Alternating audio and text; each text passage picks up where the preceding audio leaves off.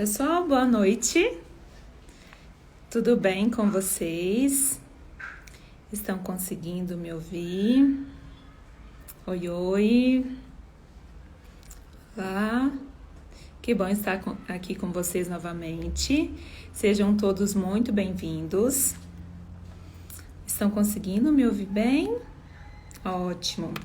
Me conta de onde que vocês estão nos assistindo, de que cidade, estado, país. E já aproveitem e encaminhem essa live também, para as pessoas estarem acompanhando. Hoje vamos falar de um dos tratamentos, da fibromialgia. Vamos chamar a doutora Débora, que ela é reumatologista, e a gente vai falar sobre tratamento com cannabis. Oi, oi, pessoal de Belo Horizonte, já se fazendo presente, Fortaleza, Recife, Bahia, que bacana, São Paulo, sejam todos muito bem-vindos, Rio de Janeiro, Pernambuco, Natal, que bacana, gente, temos gente aqui, olha só, Aracaju, Vitória, sejam todos muito bem-vindos. Já aproveita e já coloca a sua dúvida na caixinha de pergunta. Vamos tentando responder no decorrer da live. E depois vamos ter também um momento só de perguntas e respostas. Vamos convidar a doutora Débora.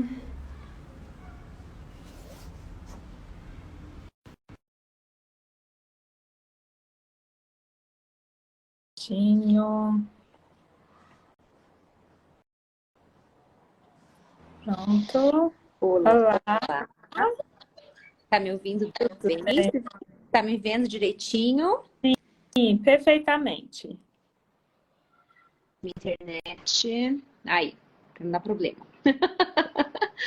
Ai, maravilha. Pessoal, boa noite. Tudo bem com vocês? Gisele, mais uma vez um prazer estar aqui com vocês.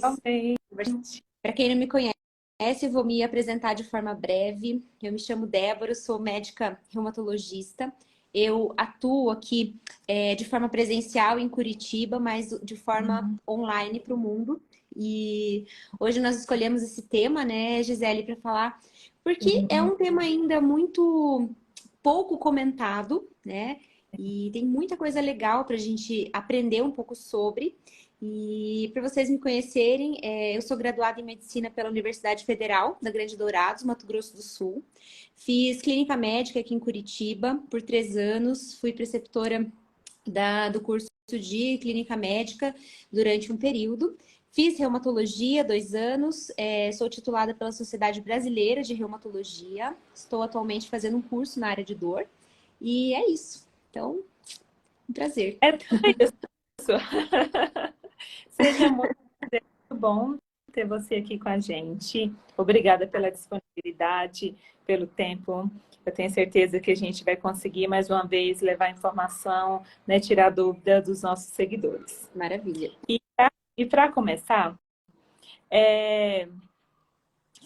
explica pra gente o que é a fibromialgia e quais são os principais sintomas, doutora? Muito bem. Fibromialgia é uma doença complexa, é uma síndrome dolorosa crônica, ou seja, uma doença que causa dor, que leva mais de 3 meses, a alterações de humor, alterações de sono, alterações cognitivas, e isso tudo acontece também por uma alteração nas vias do processamento doloroso a nível de sistema nervoso central. Como que isso funciona? É como se o paciente com fibromialgia ele tivesse um amplificador da dor. E todo instante o cérebro envia sinais de dor para o organismo. Todos os estímulos que são captados pela periferia, ou seja, frio, calor, luz, apertos que não eram para doer, abraço, aperto de mão, eles são captados pelo nosso cérebro. E nos pacientes com fibromialgia, a resposta majoritária é dor. E aí, disso decorre também as alterações diversas que os pacientes podem apresentar. Então, além dessas citadas, nós podemos ter zumbido, tontura, dor abdominal, desconforto para urinar, dor na relação e uma série de outros sintomas. Então, é uma síndrome bem complexa.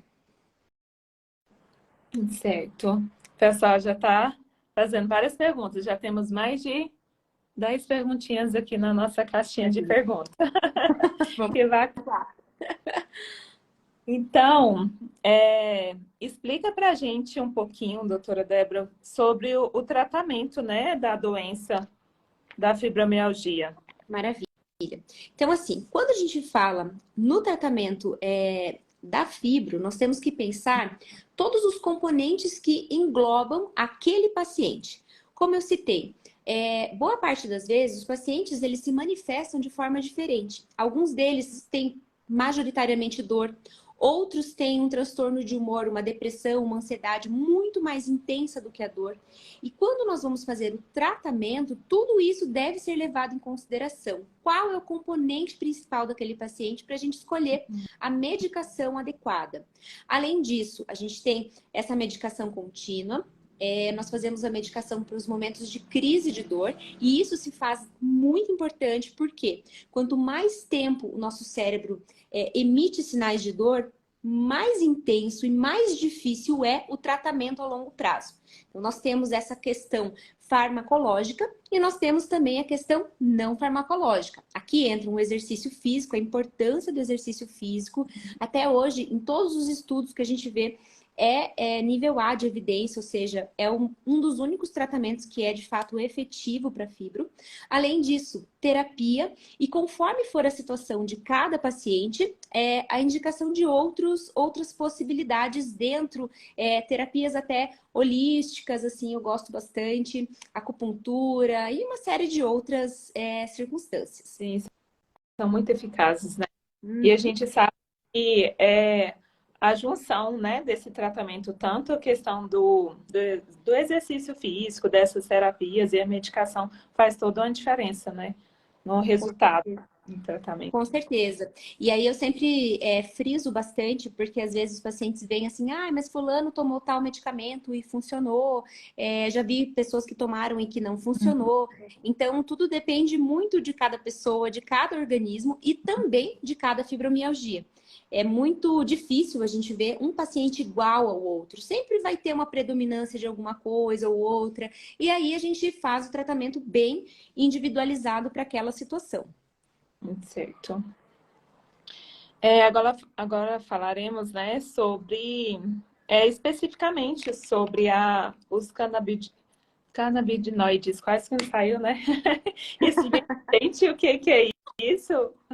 Vamos lá. Então, assim, gente, só para nós entendermos o que são os canabinoides. Nós temos dentro do nosso cérebro, em algumas áreas, receptores de endocannabinoides e substâncias endocannabinoides. São diversas, tá? Eu vou simplificar aqui para nós entendermos a importância desse sistema.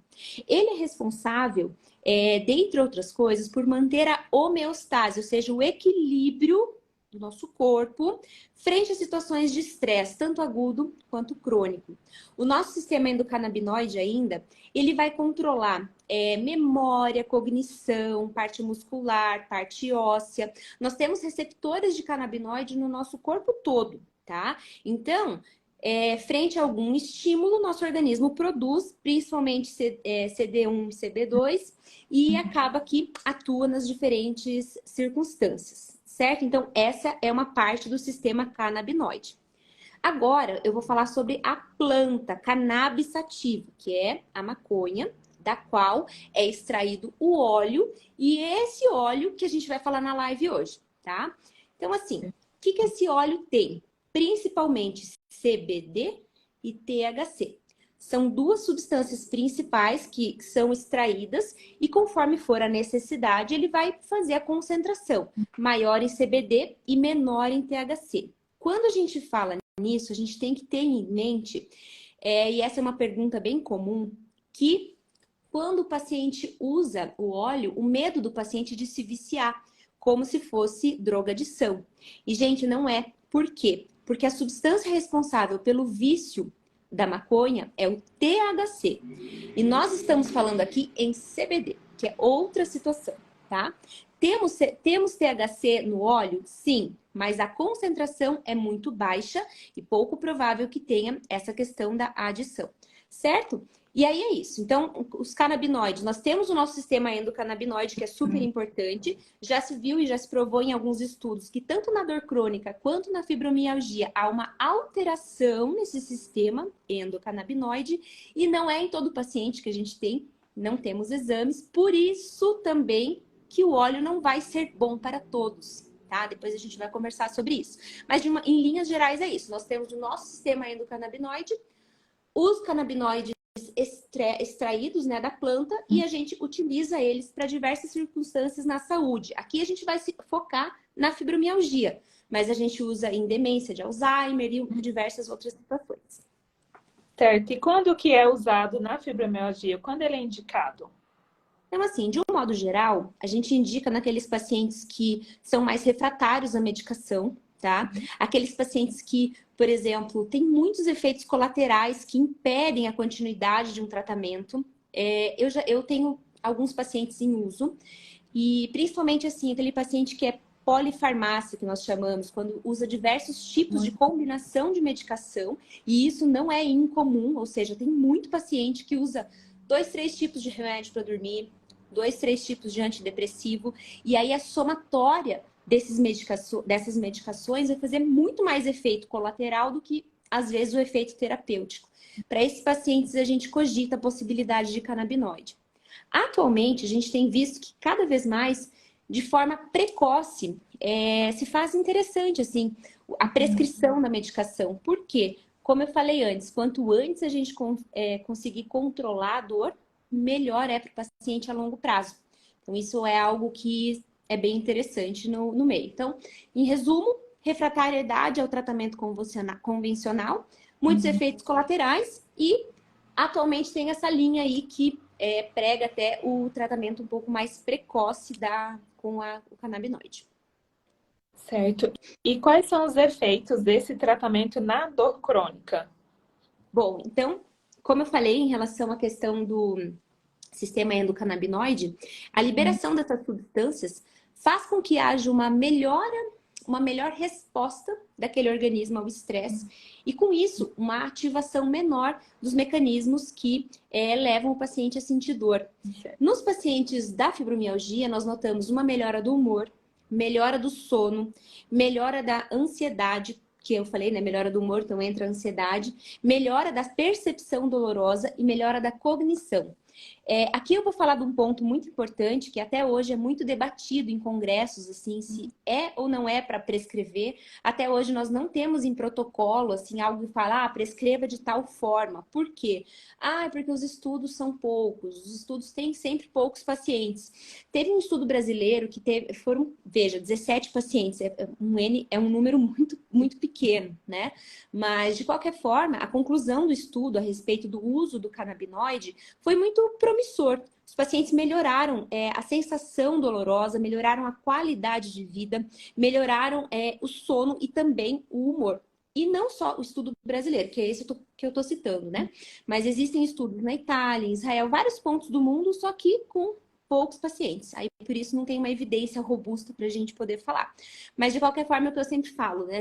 Eu não vou esperar uma evidência super robusta, sendo que eu posso trazer um benefício para o meu paciente de uma forma mais precoce. Então, é isso. Certinho. E quais são os efeitos colaterais? E tem alguma contraindicação? Tem. Então, assim, os efeitos colaterais principais são um pouco de náusea, principalmente no começo do tratamento, mal-estar, às vezes, e sonolência. A sonolência não é de tudo ruim, né? Porque, às vezes, a gente usa, inclusive, para pacientes que têm insônia. Então, esse efeito colateral acaba sendo benéfico. Alguns pacientes podem ter taquicardia, alteração na pressão, olho e boca secos. E também a gente tem que ter uma certa cautela. Por exemplo, não é indicado em pacientes gestantes. Então, eu já tive uma paciente que eu tive que interromper o uso durante a gestação e a gente teve que manter assim porque ela está lactante ainda. Também na lactação não pode. Tem que ter uma certa cautela quando o paciente tem uma doença cardíaca grave, sinais de angina, ou seja, dor torácica, sinais de infarto, porque como ele pode alterar a pressão e fazer uma redução do fluxo, isso pode ser prejudicial para pacientes cardiopatas graves.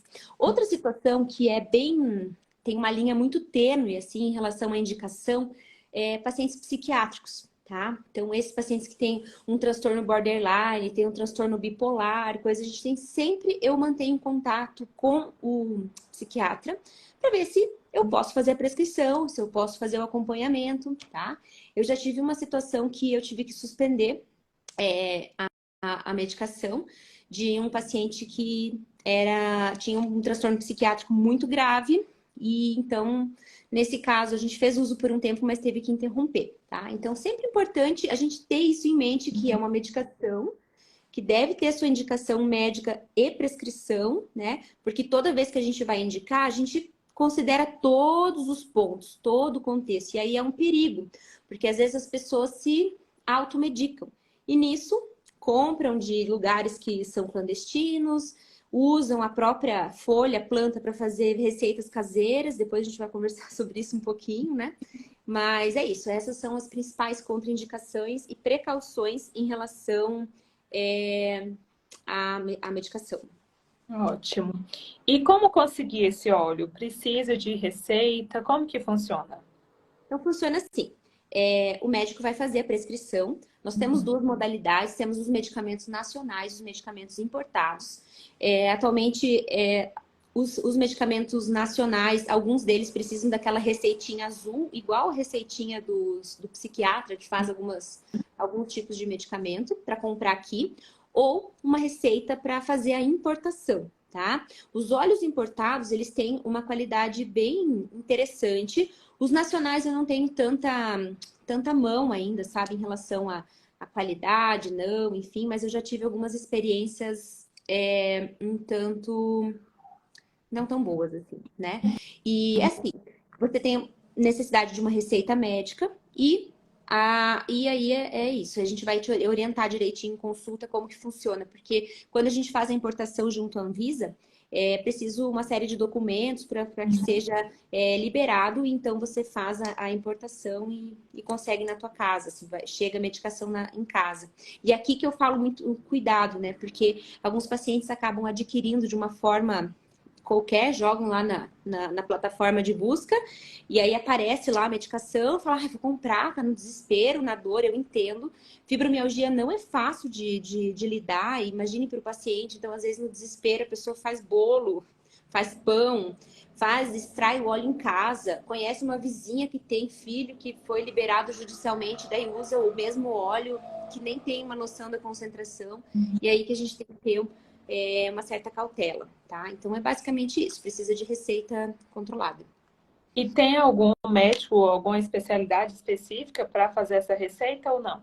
Não, de um modo geral a gente orienta sempre o paciente a buscar um especialista que tenha mão com isso, né? Porque existem várias formulações, vários tipos de óleos, várias concentrações. Tem alguns que têm ação só no CBD e THC, tem outros que têm um aspecto mais full spectrum, age em todos os receptores. Aí pode ser reumato, neurologista, psiquiatra, clínico geral, médico que trate dor de uma forma assim.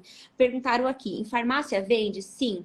Existe uma indústria farmacêutica que já está em venda, assim, que é inclusive nacional, lá de Toledo, a indústria da minha cidade.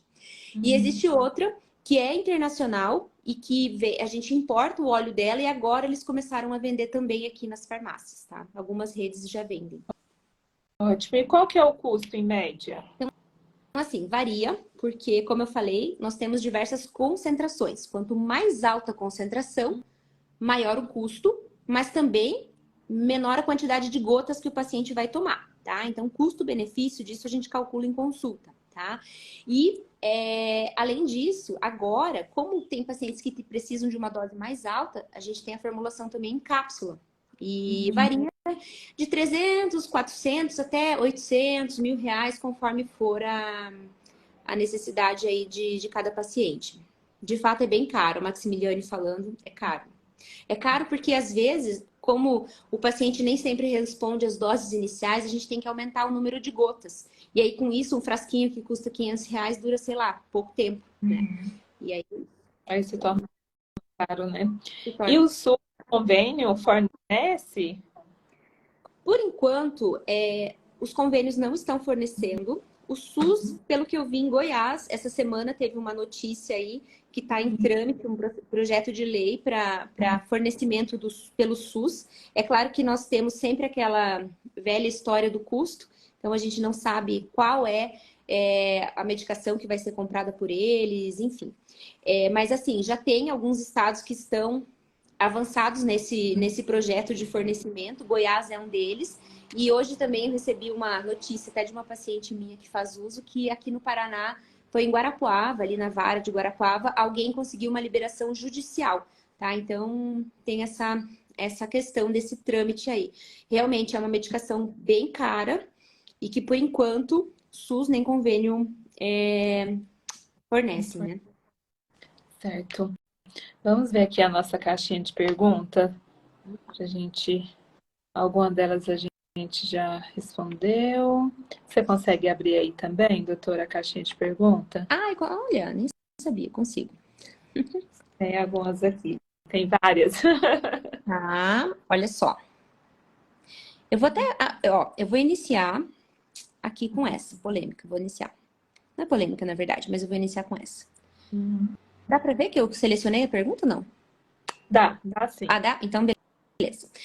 Eu fiz um tratamento com canabidiol, não achei eficaz. Aí faço tratamento com cetamina toda semana. Então, assim, é igual eu falei pra vocês. Não é todo paciente que responde. Eu, inclusive, já tive muitos pacientes com falha, né? E por isso a importância da gente, quando prescrever já uma dose que vai ser eficaz, de 5 a 40 miligramas de CBD, acompanhar aquele paciente semanalmente aí, pelo menos em notícia. Eu sempre falo, olha, manda notícia para a Karina, que é minha secretária, ou né, avise para a gente saber, porque muitas vezes a falha do tratamento é a não prescrição da dose adequada. Então é isso. E ketamina, para quem não sabe, é uma medicação que é um anestésico que pode ser utilizado aí para o tratamento de dor. É um tratamento hospitalar, que também tem um custo bem elevado e que pode ser, em alguns casos, efetivos. Minha reumatologista disse que posso ficar sem a medicação. Passou o tratamento... aqui, deixa eu abrir aqui para todos verem as perguntas. Dá para ver aí a pergunta agora? Que eu selecionei? Aqui eu vejo. Eu não sei se os nossos seguidores conseguem visualizar. Então, eu vou ler a pergunta. Minha reumatologista disse que posso ficar sem medicação. Passou o tratamento 6 meses. Será que é possível? Veja, gente, o objetivo da nossa vida é tratar o paciente, deixar ele bem e, com o passar do tempo, a gente ir reduzindo as doses. 6 meses é suficiente para todo mundo? Não. Por quê? Porque nem sempre o paciente vai estar bem nesse prazo e a gente não tem como saber, tá? Então, pode ser possível? Pode ser possível. No seu caso é possível? Eu não posso afirmar porque eu não conheço. Então, é isso. O pessoal não está conseguindo ver a pergunta. Não tem problema. Bonitas, eu leio. A gente lê. Tranquilo. Deixa eu ver. Vamos ler outro. Como posso tentar tratamento com canabidiol? Como posso ter o direito? Então, essa é outra pergunta. Como posso tentar fazer o tratamento com canabidiol e como posso ter o direito? Então, assim, Renata, o que acontece? Você precisa passar por um médico, né, um reumatologista, um neuro, um psiquiatra, alguém que faça a prescrição do canabidiol para você. E aí, nesse caso, teria que haver uma judicialização. Você teria que entrar com uma ação contra, né, o Ministério Público, enfim, para tentar ver se há a possibilidade da liberação da medicação. Já te adianto que muitos casos já foram negados porque nós não temos uma aprovação pelo rol da ANS, assim, tanto por via do convênio, aqui eu falo em relação à saúde privada, quanto a questão do SUS. E aí, como não é protocolar ainda, muitas vezes eles não liberam também por esse motivo, tá? Então, ainda é algo que tem que ser, como é que eu vou dizer? Não sei se aguardar um pouco ou mesmo já tentar, mas sabendo que é essa a lei vigente.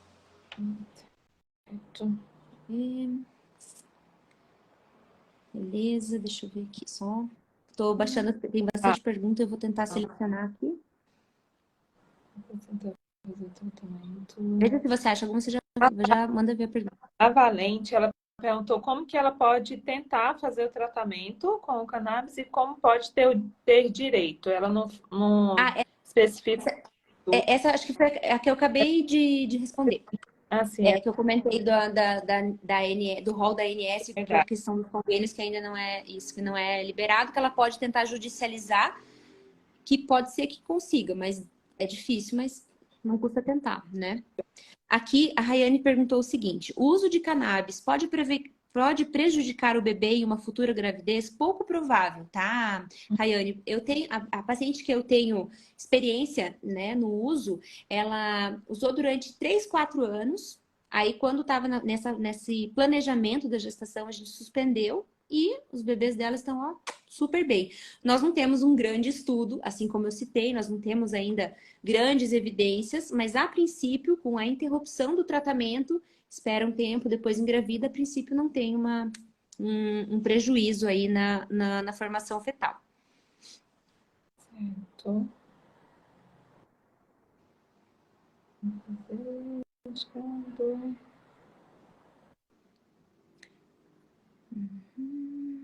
De grão. A Tentando. Bruni perguntou aqui: a doutora conhece algum médico aqui em Maringá que diagnostica fibromialgia? Me manda um oi depois que eu falo para você. Tem alguns médicos em Maringá, Londrina, bem tranquilo. Aqui a Daniela perguntando: tomo pregabalina de 150 e 180 180 miligramas de duloxetina, mas não estão sendo eficazes. Seria uma saída o canabinoide? A princípio pode ser uma saída, sim, tá? Mas é difícil a gente saber dizer sem conhecer de fato o teu caso, tá, Daniela? É isso. Aí aqui a Ana perguntando, né? Todos os portadores de fibromialgia podem usar ou apenas um grau específico, né, em relação à questão dos sintomas? Na verdade, como eu expliquei, quanto mais tempo a gente deixa o paciente com dor, é pior a longo prazo. Então, o que eu vejo hoje em dia é que cada vez mais de forma precoce a gente pode considerar o CBD como opção de tratamento.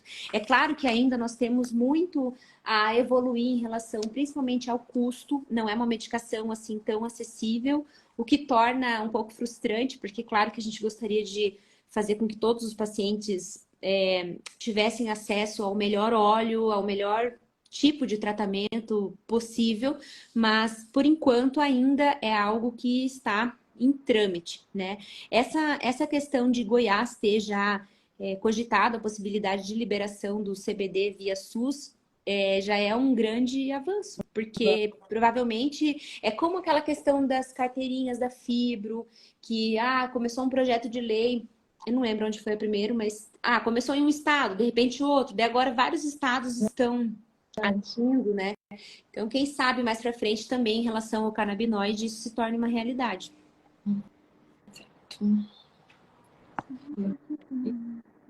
Vamos ver. Aqui, vamos ver se tem mais algumas perguntas aqui. A Márcia pergunta se a fibromialgia pode provocar ínguas. Não, não tem relação. Deixa eu ver aqui. Vai vendo aí. Se você A achar. Julie perguntou, ela falou que tem síndrome de Sjögren, ela pode tomar, A princípio, além da... a princípio sim, desde que você saiba, né, que claro, pode haver algum grau de piora do olho seco e boca seca, não acredito que seja uma coisa assim tão substancial a ponto de impedir o uso, mas é sempre importante o acompanhamento conjunto com o teu reumatologista, tá? Aqui, quando a gente cita, né, o canabinoide, é importante a gente lembrar que para cada paciente, conforme a intensidade de dor e conforme for a cronicidade da doença, existem as concentrações do óleo. Então, por exemplo, assim, aquele paciente que já tem uma fibromialgia de longa data, não adianta, por exemplo, fazer um CBD isolado, em baixa dose. Então, a gente tem que ter uma certa ponderação em relação a essa situação, né, do uso. E aí, claro, quanto mais alta a dose, maior a chance de a gente ter alguns efeitos colaterais. Aí a gente tem que considerar todo o contexto do paciente. Pessoal aqui rápido, eu não vi, perguntando qual que era a diferença. Não, deixa eu ver. Já respondemos.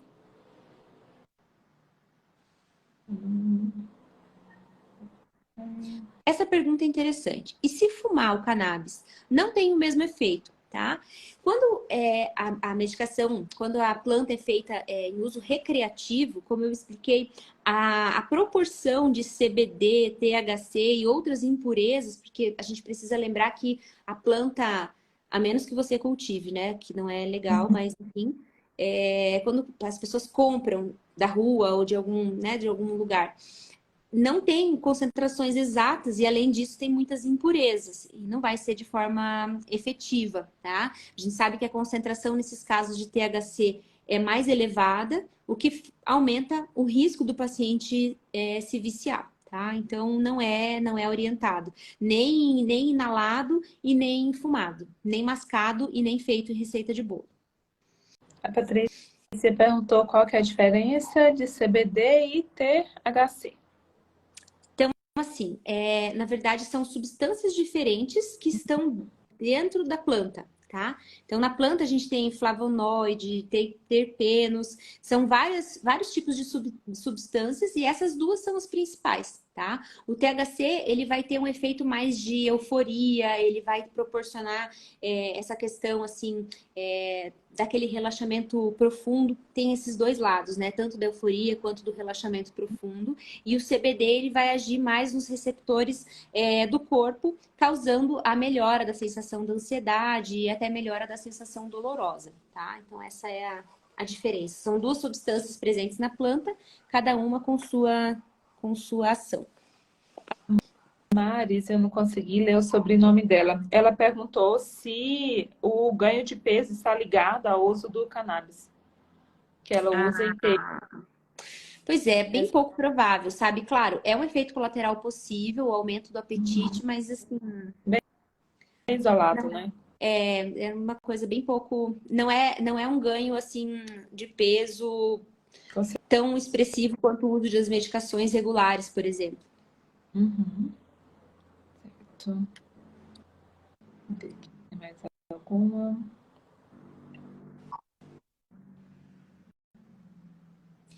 Aqui a Beta fala uma situação assim de preconceito em relação ao uso do canabinoide frente à sociedade de um modo geral. E, de fato, assim, o advento desse óleo, a gente veio principalmente na epilepsia, que foi o primeiro uso que teve judicialização e teve liberação via SUS até. Mas ainda assim, hoje, quando a gente fala, às vezes em consulta mesmo para o paciente, olha, uma possibilidade seria, Deus me livre usar um negócio desse. Então, as pessoas ainda têm muito preconceito em relação ao uso do medicamento, porque eles associam, né? Ah, eu vou tomar óleo da maconha como se eu fosse drogado, coisas assim. Então, ainda tem muito esse paralelo, né? Sim, eu acredito que esse preconceito é até mesmo falta de conhecimento, de informação, né? Saber a diferença, saber qual que realmente o benefício, né, terapêutico em relação a isso. Por isso que é tão importante, né, as pessoas estarem mais atentas às informações, né? Já vamos, inclusive, deixar a live salva. Às vezes, até alguns familiares de paciente, quando fala, já assustam, né? Então, fica a dica, né? Encaminha a nossa live, porque as pessoas não conhecem, né? Exato. Não sabe o benefício.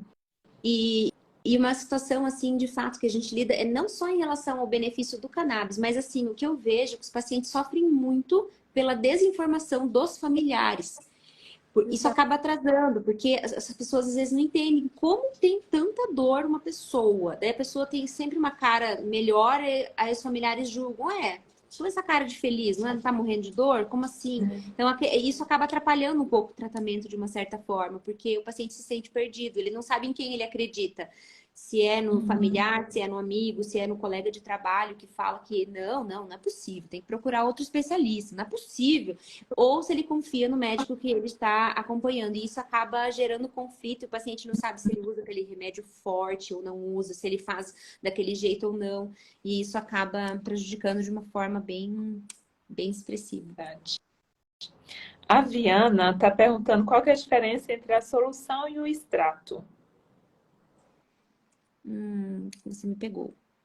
Porque, na verdade, a gente usa solução oleosa que é o extrato da planta, tá? Então é assim, eles pegam a planta, extraem o óleo e fazem a solução oleosa para comercialização, tá? Então, na verdade, é uma parte do todo aí Ah, a tua tá, pergunta. Uma coisa complementa a outra. certo. Patrícia perguntou sobre... Não entendi a pergunta dela. Deixa eu ver aqui.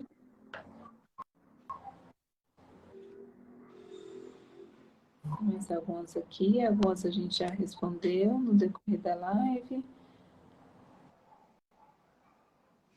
A Fernanda pergunta assim: moro em Portugal, mas sou brasileira. Posso comprar aí no Brasil? Você pode. Ai, cadê ela aqui? Você pode, Fernanda, importar a medicação, tá? Com uma receita. Eu não sei, na verdade, você teria que se informar se existe aí, entre aspas, uma Anvisa, né? Provavelmente sim, um órgão regulatório em relação à importação de medicação, e aí você consegue fazer a importação, né? Certo. Tem mais algum aqui? A Marineia perguntou como aliviar. Deixa eu ver. A dor que até o vento dói quando ela tá em crise. Respirar dói. De fato, assim, é um desafio, tanto para o paciente que sente isso, muito mais para o paciente, na verdade, quanto para o profissional de saúde, de um modo geral, como eu lido com essas situações com as minhas pacientes, porque mesmo a gente tratando, mesmo a gente dando o melhor da gente, o paciente também fazendo o tratamento, muitas vezes a doença faz períodos de crise, né? Nesses momentos é importante que a gente tenha em mente os possíveis gatilhos, né? Por que que eu estou em crise, tentar identificar e tentar se afastar dos gatilhos, fazer uso das medicações para crise. E, gente, não há assim, ai, nossa, eu quero saber o nome desse remédio para crise. Não é um remédio só, né? É um conjunto, é uma associação. Para um paciente, o relaxante muscular vai, para outro não. Tipos de analgésicos diferentes, é adesivo, não é? Endovenoso, não é? Então, assim, é difícil a gente conseguir dizer. Mas, de qualquer forma, é isso. Identificar a crise, usar a medicação prescrita para a crise, manter o tratamento contínuo, fazer algo por você, um banho relaxante, uma música agradável, fazer coisas que possam trazer prazer no teu dia a dia e nesses momentos de crise ainda mais. Tá aliviando. Certo. Acredito que a gente conseguiu responder as principais perguntas. Tem algumas que Eu tenho repetidas. uma última pergunta que eu vou responder aqui, que é da Patrícia. Olha só, Patrícia. Ai, peraí. Ele vai subindo, né? A gente perde as perguntas. Tenho prótese mamária e meu cirurgião falou que pode ser a causa da minha fibromialgia. Patrícia, depois você fica atenta que eu vou fazer uma live com o cirurgião plástico sobre esse assunto, tá? Mas a gente sabe sim que silicone pode ser gatilho, não só para fibromialgia, mas para outras situações assim reumáticas, tá? Eu sugiro que você fique de olho que uma hora vai sair, logo mais. Só para já. Certo. Doutora, É isso. vamos para a gente finalizar, que já temos 40 minutos de lives e a gente precisa deixar ela salva antes que eles finalizem. É verdade. Sim, porque eles costumam cortar um pouquinho de vez em quando. É isso. Poderia estar sintetizar as considerações sobre os canabidióides na fibromialgia? Então, assim, primeiramente, muito obrigada mais uma vez pelo convite. E é importante a gente lembrar que a doença, a fibromialgia, é uma síndrome altamente prevalente, principalmente em mulheres, traz muito malefício em relação ao dia a dia e à qualidade de vida. E em relação aos canabinoides, eu vejo como um tratamento muito promissor, não é milagroso, não é para todo mundo, mas eu vejo isso como uma possibilidade bem importante para os pacientes, assim, para melhora de qualidade de vida, para redução dos efeitos colaterais causados pela medicação. Então, é basicamente essa a minha visão do tratamento. Tá ótimo. Doutora Débora, muito obrigada pela disponibilidade, né, por ter aceito o convite mais uma vez. Vamos deixar o contato da doutora Débora aqui, pessoal, para vocês estarem tirando dúvidas. Ela atende também online. Um grande abraço para todos vocês. Como diz as meninas das administradoras, um abraço de algodão. Isso mesmo. abraço e até a próxima. Obrigada, doutora. Tchau, Beijo, tchau, querida. pessoal. Até mais. Tchau, meninas. Até mais. Tchau, tchau. Deixar salvo aqui.